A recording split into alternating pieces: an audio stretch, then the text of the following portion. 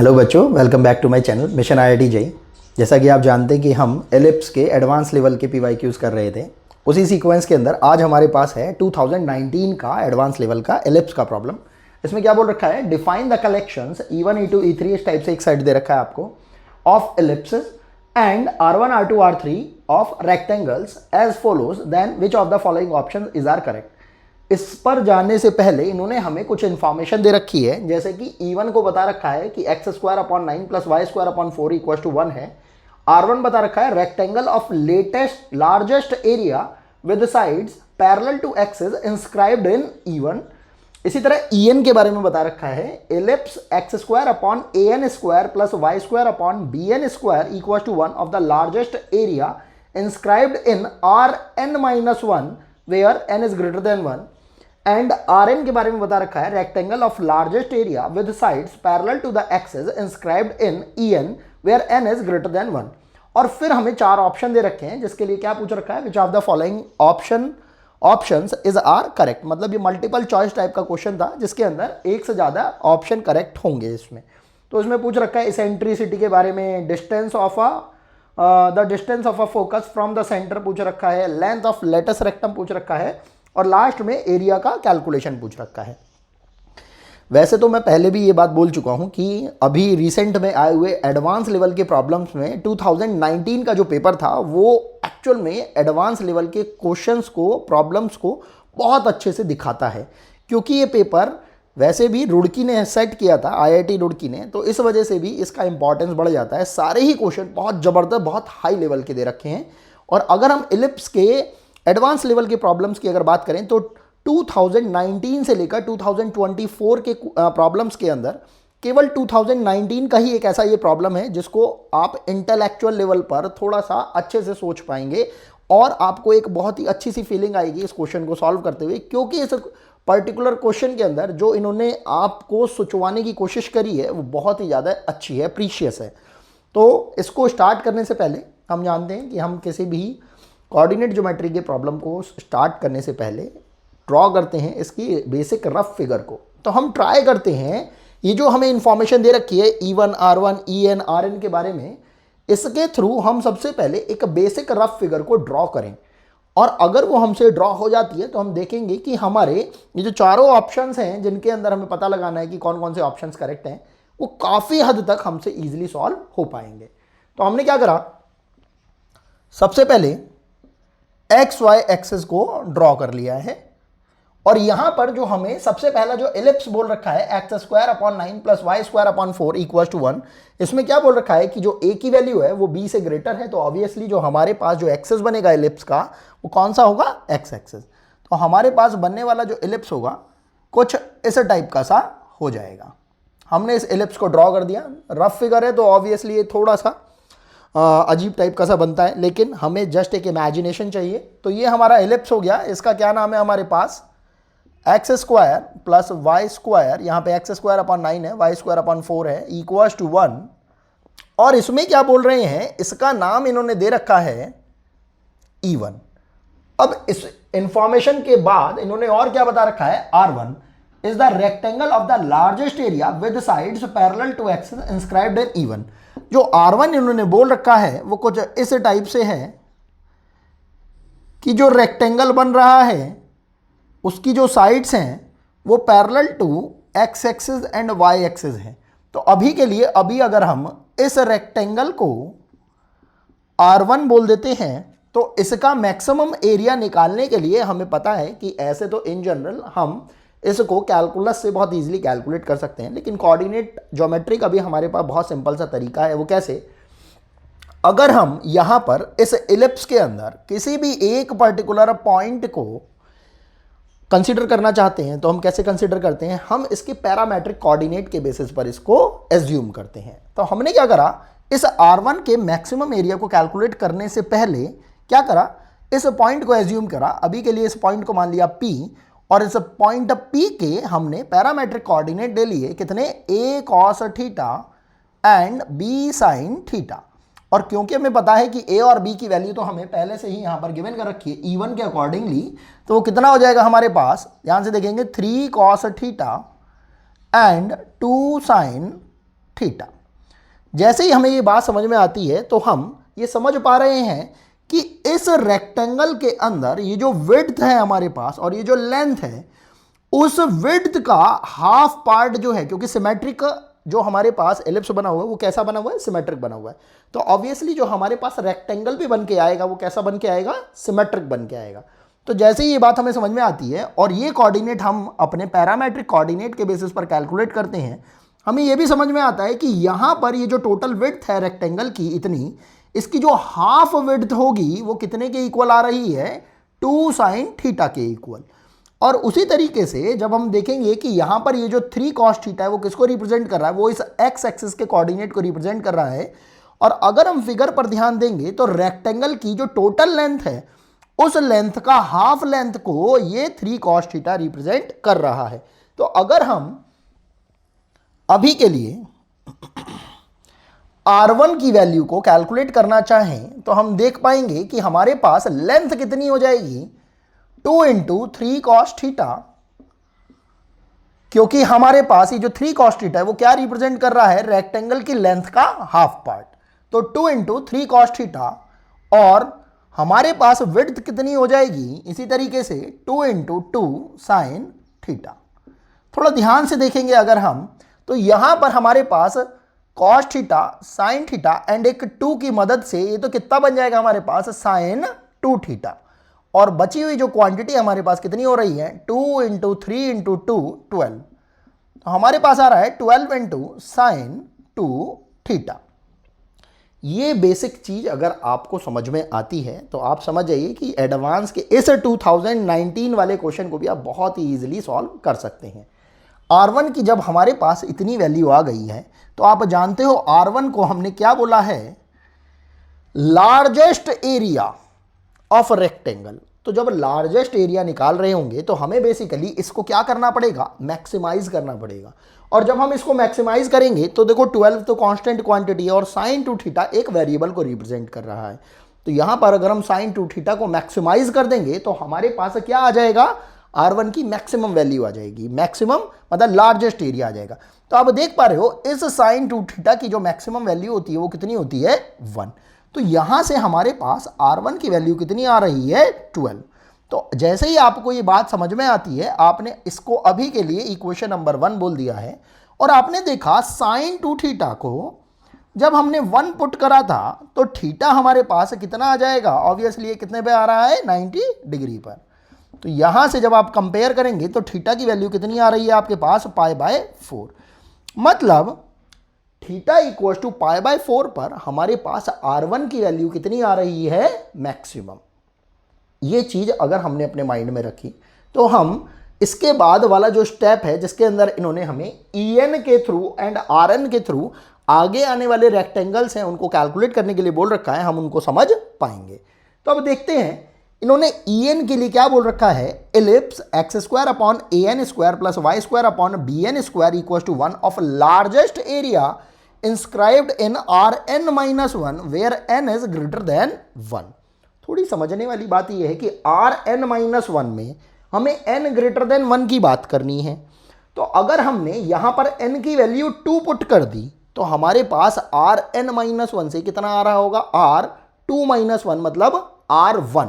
तो R1 के अंदर इंस्क्राइब्ड कौन से वाला होने वाला है, हमने n की वैल्यू कितनी ली थी, 2। तो E2 जो है वो R1 के अंदर इंस्क्राइब होने वाला है। तो ये जो एक इन्होंने इनफाइनाइट एलिप्स एंड रेक्टेंगल्स का जो एक कॉम्बिनेशन बनाया है, इसको समझना बहुत इंपॉर्टेंट है। तो क्या बोल रहे हैं ये तो हमारे पास E1 था, ये R1 था। अब जो नेक्स्ट बनने वाला जो E2 होगा वो R1 के अंदर इंस्क्राइब्ड है according to the given condition. तो जैसे ही हमने यहां पर उस एलिप्स को बनाने की कोशिश करी तो वो एलिप्स कुछ इस टाइप का सा बनता हुआ आएगा। ये एलिप्स किसको रिप्रेजेंट कर रहा है, हमारे E2 एलिप्स को। आप चाहो तो एक बार इसे फिर से थोड़ा सोच के देख सकते हो। क्या बोल रहे हैं, ellipse this much of largest area. Largest area की जब हम बात कर रहे हैं तो ऑब्वियसली ये जो हमारे पास एलिप्स बन के आ रहा होगा ये इस तरीके से बन के आ रहा होगा कि इसकी जो माइनर एक्सिस होगी जो माइनर एक्सिस होगी वो जो हमारा R1 ये रेक्टेंगल रहा होगा उसकी विड्थ के बराबर होगी, और इस इलिप्स की जो मेजर एक्सिस होगी वो R1 रेक्टेंगल के लेंथ के बराबर रहेगी। ये चीज को जब आप एज्यूम कर पाओगे, सोच पाओगे, इमेजिनेट कर पाओगे, तो ही आप आगे इसमें प्रोसीड कर पाओगे। तो ये हमारे पास E2 आ गया। इसी तरीके से फिर से हमें इसके अंदर एक और रेक्टेंगल को एज्यूम करना होगा जो कि R2 रेक्टेंगल हो जाएगा हमारे पास, और फिर से R2 को हमने कैसा मान रखा है, rectangle of largest area with sides parallel to the axis inscribed in EN। अब EN जो था, EN के अंदर अगर हमने n की वैल्यू अगर 2 पुट कर रखी है तो हम समझ पा रहे हैं इस E2 के अंदर ये जो R2 आ रहा है वो इस तरीके से आ रहा है कि ये फिर से मैक्सिमम पॉसिबल एरिया वाला रेक्टेंगल बन रहा है। ये चीजें हमने अपने माइंड के अंदर रखी, और अब हमने सोचा इसके बारे में कि आखिर यहां पर चेंजिंग फैक्टर किस चीज का हो रहा है। जब आप इलिप्स के अंदर रेक्टेंगल बना रहे हैं, रेक्टेंगल के अंदर फिर से इलिप्स बना रहे हैं, और फिर से आप उसके अंदर रेक्टेंगल बना रहे हैं, और इस टाइप की एक इनफाइनाइट सीरीज को जब आप फॉलो कर रहे हैं तो आप देख रहे हैं जो रेक्टेंगल के लार्जेस्ट एरिया को जो डिसाइड कर रहा है, जो डिसाइडिंग फैक्टर है, वो दो चीजें हैं। एक तो मेजर एंड माइनर एक्सिस की जो लेंथ है वो डिसाइड कर रही है, और एक एंगल थीटा डिसाइड कर रहा है। मतलब जो हमारा पैरामेट्रिक कोऑर्डिनेट था उसमें जो पैरामेट्रिक जो हमारे पास एंगल आ रहा है, जिसे हम इसेंट्रिक एंगल भी बोलते हैं, उस एंगल के बेसिस पर हमारा यहां पर ये डिसाइड हो पा रहा है कि आखिर हमारा जो R1 होगा या R2 होगा या जो R3 होगा या जो Rn होगी, उनके एरिया किस तरीके से मैक्सिमाइज हो पाएंगे। अब इन सारी क्वांटिटीज को जब हम सोच पा रहे हैं और समझ भी पा रहे हैं कि इनके डिसाइडिंग फैक्टर कौन कौन से हैं, एक तो A वाली क्वांटिटी है, एक B वाली क्वांटिटी है, मतलब एक सेमी मेजर एक्सिस है, एक हमारा एक सेमी माइनर एक्सिस है हमारे पास, और एक हमारे पास इसेंट्रिक एंगल थीटा रहने वाला है, जिसको हम हर केस के अंदर θ1, θ2, θ3 इस टाइप से θn एज्यूम कर सकते हैं।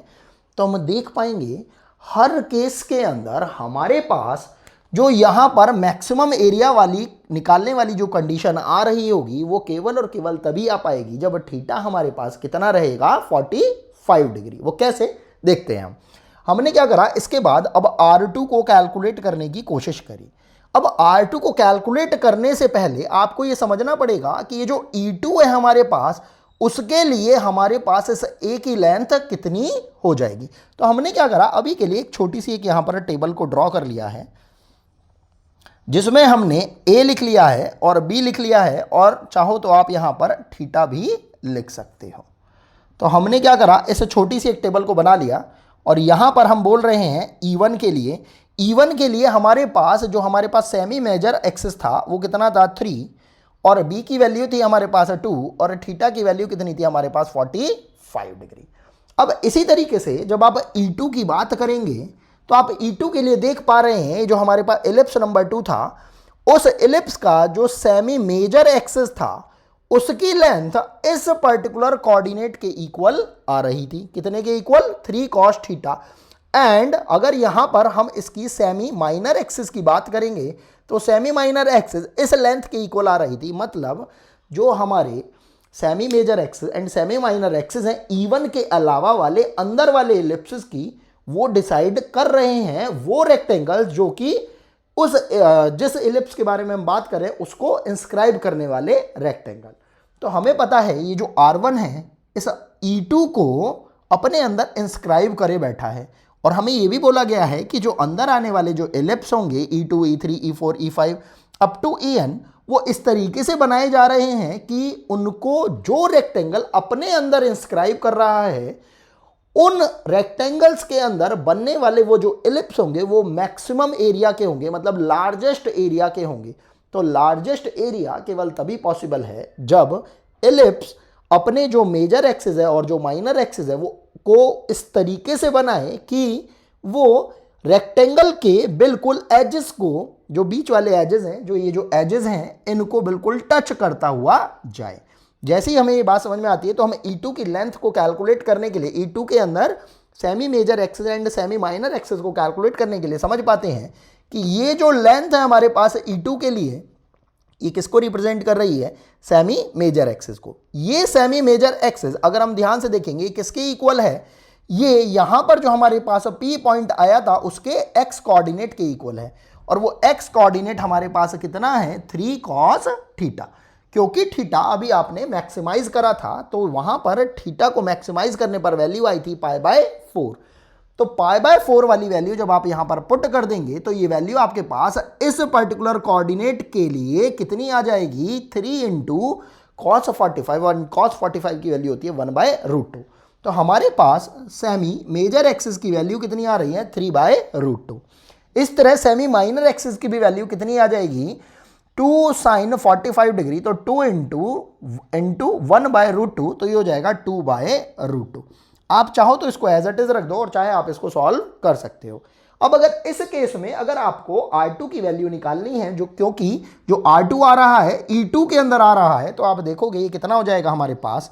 ये हो जाएगा हमारे पास, आप देखेंगे ये तो वैल्यू थी हमारे पास A की इलिप्स के अकॉर्डिंगली, तो इसके लिए भी, इस रेक्टेंगल के लिए भी जो हमारे पास इसका पैरामेट्रिक कोऑर्डिनेट आ रहा होगा, वो थोड़ा ध्यान से देखिए आप, वो हो जाएगा हमारे पास 3 cos 45 डिग्री, मतलब ये वाली जो लेंथ थी इस इलिप्स के अकॉर्डिंगली, इसकी ये लेंथ का parametric coordinate into cos theta and 2 sin 45 degree into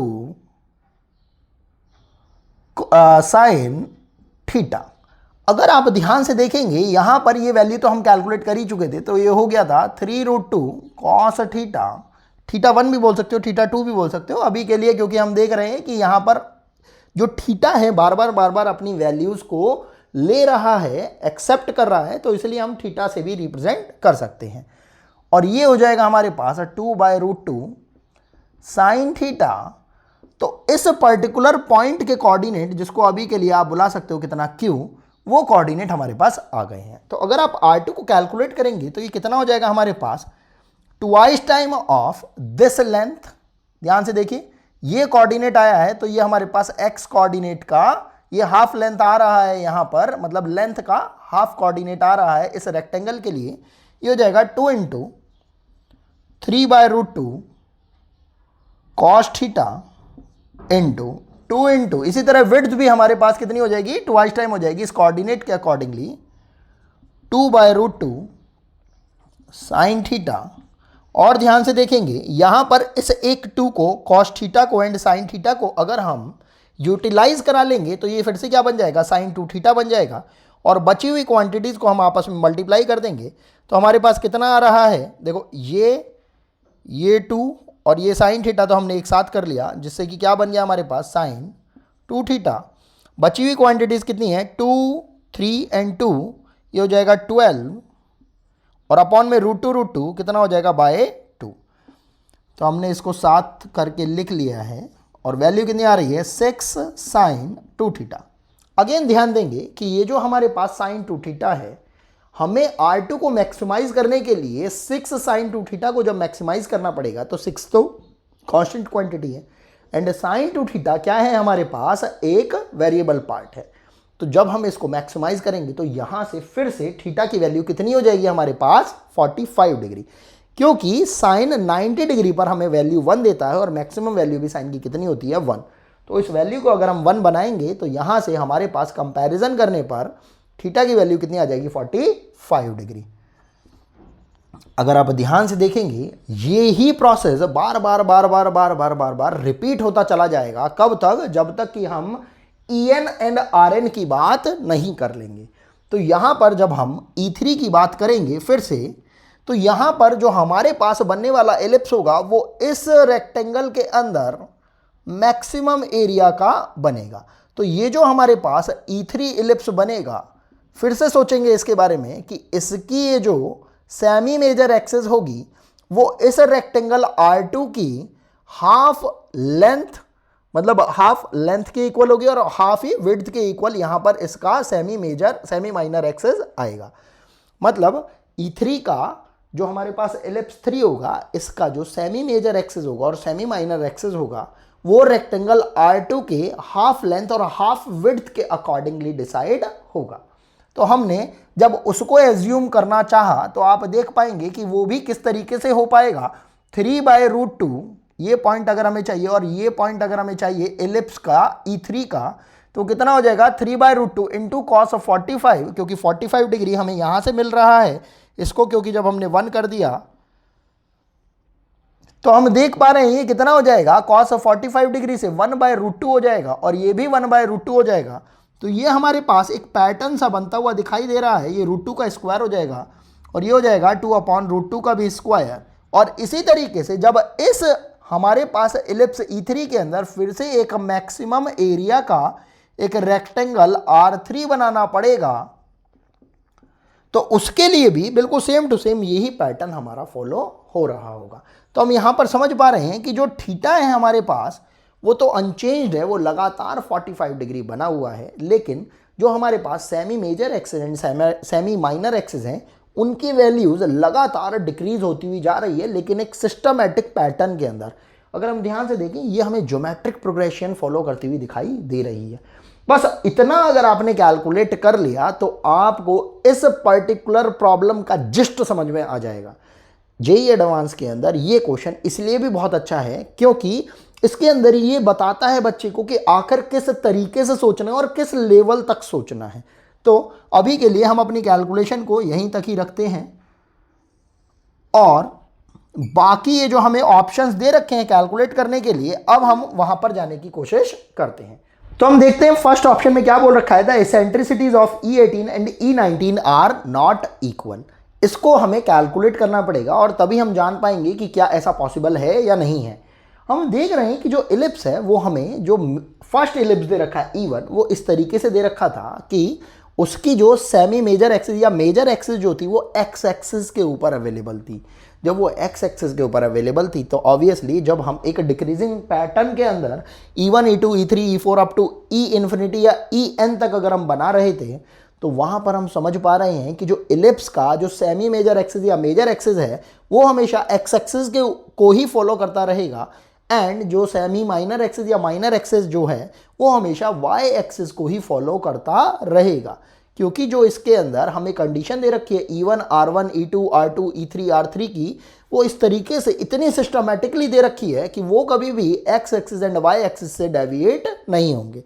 तो जैसे हम ये बात समझ पाते हैं तो हम समझ पाएंगे कि E18 को कैलकुलेट करने के लिए या E18 की इसेंट्रिसिटी को कैलकुलेट करने के लिए हमें यहाँ पर ये जो A है ये A18 कैलकुलेट करना पड़ेगा। तो हमने क्या करा, A18 को कैलकुलेट करना चाहा तो हम देख पाएंगे यहाँ पर पैटर्न के अकॉर्डिंगली हमारे पास जब E1 में 3 आ रहा था, E2 के अंदर 3/√2 आ रहा था, E3 में 3/√2 का स्क्वायर आ रहा था, तो हम देख रहे हैं जब 3 की बात कर रहे थे तो यहाँ पर पावर एक लेस आ रही है। तो जब हम A18 की बात करेंगे तो हमारे पास ये आ जाएगा 3/√2 टू दी होल पावर 17, मतलब √2 की होल पावर 17 आ रहा है।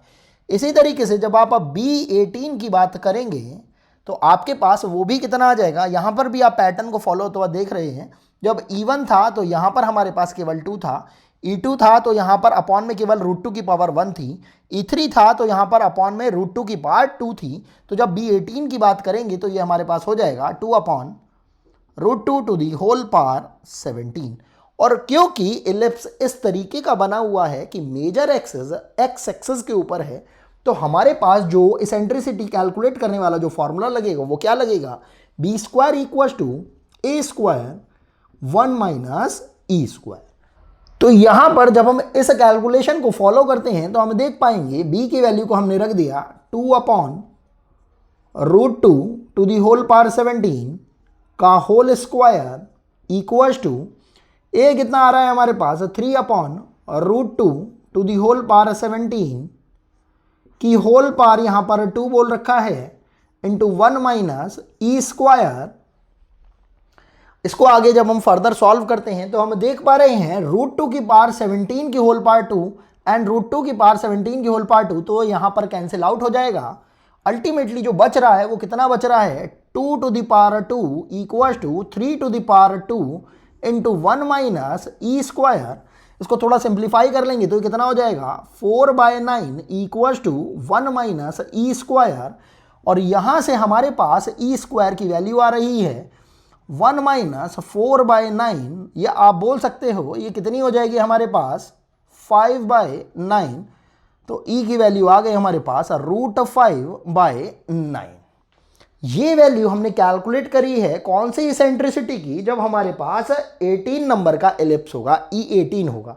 तो चाहो तो आप इस एलिप्स की इस इसेंट्रिसिटी को डिक्लेयर भी कर सकते हो कि हमने किसकी इसेंट्रिसिटी को कैलकुलेट करा है, E18 की। अब हम बात करते हैं एलिप्स 17 की। अगर थोड़ा सा भी अगर आप इसके अंदर इमेजिनेट कर पाएँ तो आप देख पाएंगे कि यहाँ पर भी जो हमारे पास semi major axis and semi minor axis की जो वैल्यू आ रही होगी तो वो लगभग डिफरेंट, लेकिन जब हम उनको कैलकुलेट करेंगे अपने इस इसेंट्रिसिटी वाले फॉर्मूले से तो हम देख पाएंगे कि वो वहाँ से भी एलिप्स की इसेंट्रिसिटी जो देगा 17 नंबर के एलिप्स की, वो उतनी ही देगा जितनी हमारे पास 18 नंबर के एलिप्स की इसेंट्रिसिटी आई है।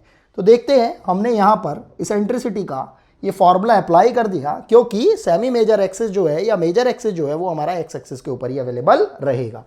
तो ये हो जाएगा हमारे पास 17 के लिए जो a की वैल्यू आएगी सेमी मेजर एक्सिस की, वो कितनी हो जाएगी हमारे पास 3/√2 अकॉर्डिंग टू द पैटर्न। और इसी तरह B17 की भी वैल्यू कितनी आएगी 2/√2 तो उसको हमने लिख लिया यहां पर, ये हो जाएगा हमारे पास 2/√2 और इसकी पावर हमारे पास कितनी आ जाएगी 17 के लिए 16 whole power 2 equals to 3/√2 to the whole power 16 to the whole power 2 into 1 minus E square. अब यहां से जब हम इसको सॉल्व करते हैं तो हम देख पाएंगे कि ई स्क्वायर की वैल्यू फिर से कितनी आ रही है हमारे पास 5/9 और यहां से ई की वैल्यू कितनी आ जाएगी हमारे पास √5/3। तो यहां से ई की वैल्यू आ गई √5/3, लेकिन जब हम ध्यान से देखते हैं, जब हमने अंडर रूट लगाया था यहां पर, तो ये E18 की वैल्यू हो जाएगी √5/3। तो हम देख पा रहे हैं E18 मतलब eccentricity of 18th ellipse and eccentricity of 17th ellipse are coming equal. But हमारे पास ऑप्शन में जो बोल रखा है वो क्या बोल रखा है, the eccentricities of E18 and E19 are not equal. तो उसके अकॉर्डिंगली हमारा ये ऑप्शन करेक्ट नहीं हो पाएगा, क्योंकि अगर हम ध्यान से देख पा रहे हैं तो सारे ही एलिप्स की जो इसेंट्रिसिटी आ रही है वो पूरी तरीके से सेम आ रही है। अब बात करते हैं इसके सेकंड ऑप्शन की, जिसमें क्या बोल रखा है, the distance of a focus from the centre is in E9 is √5/32। हम देख पा रहे हैं कि जो डिस्टेंस ये जो बोल रहे हैं distance of a focus of E9, अब यहां पर तो जैसे कि हम E9 बना नहीं सकते क्योंकि स्पेस का कंस्ट्रेन है हमारे पास, लेकिन अभी के लिए अगर हम एलिप्स के अकॉर्डिंगली समझते हैं, मान लीजिए कि अगर इसका जो फोकस है वो यहां कहीं पर आ रहा है और ये क्या बोल रहे हैं, उस फोकस की डिस्टेंस सेंटर से निकालनी है, तो हमें ऑब्वियसली जो लेंथ निकालनी है वो कितने के इक्वल निकालनी है, AE के बराबर निकालनी है, क्योंकि हम जानते हैं सेंटर से फोकस की जो डिस्टेंस होती है वो या तो AE होती है या माइनस AE होती है। क्योंकि हमारे पास एलिप्स के अंदर दो फोकस होते हैं तो ऑब्वियसली डिस्टेंस कैलकुलेट करने के लिए हम पॉजिटिव टर्म का यूज करेंगे, वो कितनी हो जाएगी हमारे पास AE। तो अगर हम यहाँ पर चेक कर लेते हैं, अगर हम E9 वाले एलिप्स की बात कर रहे हैं और हमें डिस्टेंस निकालनी है फोकस की सेंटर से, तो वो किसके इक्वल हो जाएगी, A9 इंटू E9 के बराबर। अब क्योंकि हम देख पा रहे थे कि जब जितनी भी जो एलिप्सिस के जितने भी ये जो एलिप्सिस है हमारे पास, उनके अंदर जितनी भी जो इसेंट्रिसिटीज जो एग्जिस्ट करेंगी वो सारी इसेंट्रिसिटीज आपस में इक्वल ही रहने वाली हैं, कोई भी डिफरेंट नहीं रहने वाली हैं।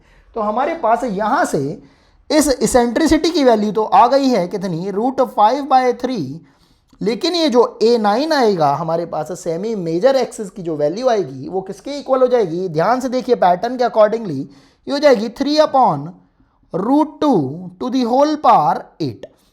जैसे ही ये बात हमें समझ में आती है तो हम देख पाएंगे ये हो जाएगा हमारे पास, देखो 3 से तो ये हमारा 3 कैंसिल आउट हो जाएगा और बचेगा कितना हमारे पास, √5/16। तो हमारे पास जो वैल्यू आ रही है उस डिस्टेंस की E9 के अंदर, जो कि कहां से कहां तक दे रखी है, सेंटर से लेकर फोकस तक की, तो वो लेंथ हमारे पास आ रही है √5/16, जो कि according to the given option क्या हो रही है हमारी, इनकरेक्ट। तो ये ऑप्शन भी हमारा इनकरेक्ट हो जाएगा। अब हमें पता लगाना पड़ेगा मल्टीपल चॉइस के अकॉर्डिंगली कि इन दोनों ऑप्शंस के अंदर भी कौन कौन से करेक्ट हैं या कौन कौन से इनकरेक्ट हैं। अब बात करते हैं हम इसके थर्ड ऑप्शन की, the length of latus rectum of E9 is 1/6। अब अगर हम इसके लेटस रेक्टम की बात कर रहे हैं E9 वाले अपने इलिप्स के लिए, तो वहां पर हमें पता है कि जो हम कैलकुलेट करते हैं लेटस रेक्टम की length, that is calculated by 2b² से। अब क्योंकि जब हम E9 की बात कर रहे हैं तो इसके लिए जो हमारे पास semi major axes and semi minor axes आ रहे होंगे, वो इस पर्टिकुलर टेबल के अकॉर्डिंगली ही हम इजीली कैलकुलेट कर सकते हैं। वो कितने हो जाएंगे, 2 × b हम देखेंगे अगर E9 के अकॉर्डिंगली, तो अगर यहाँ पर 9 आ रहा होगा तो यहाँ पर पार कितनी आ रही होगी, 8। तो ये हो जाएगा हमारे पास 2/√2⁴ और इसका पूरे का हम क्या कर रहे हैं, स्क्वायर अपॉन, और a के लिए हमारे पास वैल्यू हो जाएगी 3/√2⁴, क्योंकि हम इलिप्स कैसे वाले की बात कर रहे हैं, E9 वाले इलिप्स की बात कर रहे हैं। इसको अगर हम थोड़ा सा सिंप्लीफाई करते हैं तो देख पाएंगे यहाँ पर जब ये स्क्वायर इस पूरे एक्सप्रेशन पर लगेगा तो ये तो 2² हो जाएगा, और यहाँ पर से ये जो हमारे पास 8 था, ये 8 के अंदर जब हमारी इस 2 की मल्टीप्लाई हो जाएगी तो ये कितना हो जाएगा, 16। और क्योंकि ये √2⁴ पहले से ही एक अवेलेबल है हमारे पास, तो इस पूरे से इस पावर 2 को हम कैंसिल आउट कर सकते हैं। अब जो बचा हम उसको एक बार वर्बली एक बार कैलकुलेट कर लेते हैं। ये हो जाएगा हमारे पास 2 × 2⁴, ये हमारे पास हो जाएगा 8, और 8 के अपॉन में हम देख पा रहे हैं ये कितना है हमारे पास, √2⁴, ये कितना हो जाएगा हमारे पास, 2⁴ मतलब 16। तो 8/16 और अपॉन में 3 पहले से ही है, तो आप इसको बोल सकते हो 8 × 8 अपॉन, आप इसको बोल सकते हो 8/16 × 3, जो कि एक्चुअल में कितना आ रहा है आपके पास, 1/6। तो यहां से आपके पास लेटस रेक्टम की लेंथ भी कितनी आ रही है, 1/6। तो यहां से ये ऑप्शन हमारा करेक्ट हो जाएगा। अब बात करते हैं हम अपने लास्ट ऑप्शन डी ऑप्शन की। ये थोड़ा सा लेंदी प्रोसीजर रहेगा इसके अंदर, तो हम उसके लिए क्या करते हैं, थोड़ा सा अपना ये जो यहाँ पर हमने लिख रखा है उसको रब कर लेते हैं। तो अब हम इस डी ऑप्शन की बात कर लेते हैं। हमें क्या बोल रखा है यहाँ पर, sigma of area of Rn from n = 1 to N, मतलब ये इंटीजर दे रखा है हमें, और इसको क्या बुला रखा है, natural number, positive integer n बोल रखा है, और इसको हमें प्रूव करना है <24, मतलब ये बेसिकली हमें प्रूव करते हुए चेक करना है कि आखिर क्या ये करेक्ट हो भी सकता है या नहीं हो सकता है। तो अब यहाँ पर हमने क्या करा, सबसे पहले R1 को कैलकुलेट करा। ये हमारी अकॉर्डिंग टू द कैलकुलेशन कितना आ रहा था, 2 of AB sin 2θ करके, जहां पर इसकी वैल्यू कितनी हो रही थी हमारे पास, 1। तो अगर आप ध्यान से देखिए, ये 2 of AB ये जो हमने लिया है ये A1 B1 टाइप से लिया है। इसी तरीके से जब R2 की बात करेंगे तो कितना हो जाएगा, 2 टाइम ऑफ A2 B2 हो जाएगा। और इसी तरीके से जब आप R3 की बात करोगे तो ये हो जाएगा हमारे पास 2 टाइम ऑफ A3 B3, और इसी तरीके से वैल्यू हमारी बढ़ती हुई चली जाएगी। तो अगर हम यहाँ पर इसको कैलकुलेट करते हैं LHS पार्ट को, तो LHS हमारे पास हो जाएगा R1 + R2 + R3 up to Rn, और यहाँ से R1 की वैल्यू हो जाएगी आपके पास 2 टाइम ऑफ A1 B1, और A1 की वैल्यू तो आपके पास कितनी है, 3 है, और B1 की वैल्यू है 2, प्लस R2 की वैल्यू हो जाएगी आपके पास 2 टाइम ऑफ A2 की value corresponding to the ellipse 2 कितनी हो जाएगी, 3/√2 × 2/√2। इसी तरह R3 की वैल्यू हो जाएगी हमारे पास 2 टाइम ऑफ E3 के कॉरस्पॉन्डिंग A एंड B की वैल्यू हो जाएगी 3/√2 का स्क्वायर इंटू 2/√2 का स्क्वायर।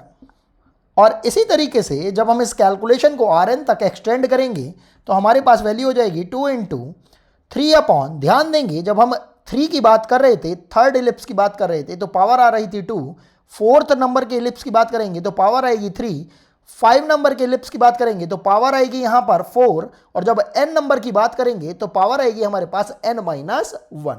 तो ये हो जाएगा हमारे पास √2 to the power n-1 into 2 upon √2 the power n-1। अब हमने क्या करा, इसको थोड़ा सा मैनुपुलेट करने की कोशिश करी, थोड़ा सिंप्लीफाई करने की कोशिश करी, तो हम देख रहे हैं पूरे एक्सप्रेशन में से हमारे पास 2, 3 एंड 2 बहुत इजीली कॉमन आ सकता है, जिसकी वैल्यू हो जाएगी हमारे पास कितनी, 12, और बाकी बचा जो भी एक्सप्रेशन है उसको हमने यहीं पर ही लिख दिया। तो ये कितना हो रहा है, हम ध्यान से देखते हैं, यहाँ पर 1/√2 इंटू √2 कितना हो जाएगा आपके पास 1/2, प्लस इसी तरीके से यहाँ पर ये कितना हो रहा है हमारे पास √2 का स्क्वायर, ध्यान से देखेंगे 2 इंटू 2, तो ये हो रहा है आपके पास 2 का स्क्वायर। इसी तरीके से जब इसके आगे वाली टर्म के बारे में बात करेंगे तो वहाँ पर ये हो जाएगा √2 क्यूब, तो बेसिकली ये हो जाएगा √2 की पावर 6 मतलब 2 की पावर 3। तो आप देख रहे हो ये एक ज्योमेट्रिक प्रोग्रेशन बनती हुई दिखाई दे रही है। इसी तरीके से जब हम लास्ट में पहुंचेंगे तो ये हमारे पास कुछ एक्सप्रेशन इस टाइप का समझ जाएगा 2 की पावर n-1। जैसे ही एक्सप्रेशन हमारे पास आता है हम जानते हैं ये एक ज्योमेट्रिक प्रोग्रेशन बन रही है, और इसकी सीरीज को हम बहुत ही इजीली n टर्म्स तक कैलकुलेट कर सकते हैं। वो हो जाएगी हमारे पास 12 इंटू, ध्यान से देखेंगे इस पर्टिकुलर ज्योमेट्रिक सीरीज का जो हमारे पास फर्स्ट टर्म आ रहा है वो कितना आ रहा है a1, एंड ये हमारे पास होती है a into 1 minus r to the power n upon 1 minus r, जो सम हम निकालते हैं n टर्म्स का जीपी के लिए। तो ये हो जाएगा a इंटू 1 माइनस r, कितना है हमारे पास देख पा रहे हैं 1/2 है, टू द होल पावर, हम यहां पर देख रहे हैं टोटल नंबर ऑफ जो टर्म्स होती है वही इस n को रिप्रेजेंट करती है। तो ये 2n-1 है, और पावर 1 से स्टार्ट करके टोटल टर्म्स ये तो हो गई n-1, और एक टर्म ये भी है हमारे पास, तो टोटल टर्म्स हो गई है n। तो यहां पर n आ जाएगा अपॉन 1 माइनस r, ये हो जाएगा 1 माइनस r, कितना है हमारे पास 1/2। तो यहां पर इसको देखेंगे थोड़ा सा, और 12 इंटू ये 1 माइनस 1/2 कितना आ जाएगा आपके पास 1/2, और ऑब्वियसली डिनोमिनेटर वाली जो क्वांटिटी है 1/2 उसमें जो 2 है वो आपका न्यूमरेटर में आ जाएगा। तो ये हो जाएगा 12 into 2, 1 minus 1/2 to the whole power n, से ये 1/2 टू दी पावर n हो जाएगा। यहां से हमारे पास कैलकुलेशन होकर आ रही है 24 into 1 minus 1/2 to the power n। अब यहाँ पर हमें थोड़ा सा पार्ट समझने की जरूरत है। जब हम देख रहे हैं कि 1 माइनस 1/2 टू दी पावर हमें एक क्वांटिटी चाहिए 24 से मल्टीप्लाई करके, तो हमें पता लगाना है कि ये क्वांटिटी 24 से बड़ी होगी या छोटी होगी। बहुत सिंपल सा तरीका है, जब आप बोल रहे हैं 1 माइनस 1/2 और 2 पर पावर लगा रखी है 1, तो वैल्यू आ रही है हमारे पास 1/2 को ओनली। और जब हम यहाँ पर पावर्स को बढ़ाते हुए चले जाएंगे 1 2 3 4 5 6, तो उस तरीके से ये पावर बढ़ने पर ये क्वांटिटी बढ़ रही है, लेकिन क्योंकि 1 के अपॉन में है तो ये क्वांटिटी छोटी होती जाएगी। लेकिन क्योंकि 1 में से हम सब्ट्रैक्ट कर रहे हैं ये क्वांटिटी, तो ऑब्वियसली ये क्वांटिटी हमारे पास कुछ ना कुछ आएगी जरूर, सब्ट्रैक्ट होकर 1 से छोटी। अब ये जो छोटी क्वांटिटी 1 से होगी उसकी मल्टीप्लाई अगर हम 24 से कर देंगे, तो इतनी तो बात हम कॉमन सेंस के अकॉर्डिंगली समझते हैं कि वो वैल्यू 24 से छोटी ही आ पाएगी। जब हम इस क्वांटिटी की मल्टीप्लाई इस 24 में करेंगे, कोई भी n की वैल्यू लेकर 1 से लेकर आप n तक कोई भी एक नेचुरल इंटीजर नंबर या नेचुरल नंबर या पॉजिटिव इंटीजर वैल्यू को जब रखेंगे, तो यहाँ पर ये जो टोटल वैल्यू होगी वो 24 से हमारी छोटी आएगी। तो हम समझ पाते हैं यहाँ से कि ये जो वैल्यू है हमारी जब लेस देन 24 हो जाएगी, तो उसके अकॉर्डिंगली हमारा ये फोर्थ ऑप्शन भी करेक्ट हो जाएगा। इस तरीके से हम देखते हैं कि इस पर्टिकुलर प्रॉब्लम के अंदर हमारे इन चारों ऑप्शंस में केवल 2 ही ऑप्शन करेक्ट हो पाते हैं, option number C and option number D, और यही हमारा रिक्वायर्ड आंसर है। आई होप आपको ये समझ में आया होगा। मिलते हैं आपसे नेक्स्ट वीडियो के अंदर ऐसे ही कुछ और नई प्रॉब्लम्स के साथ। अभी के लिए थैंक्स फॉर वॉचिंग।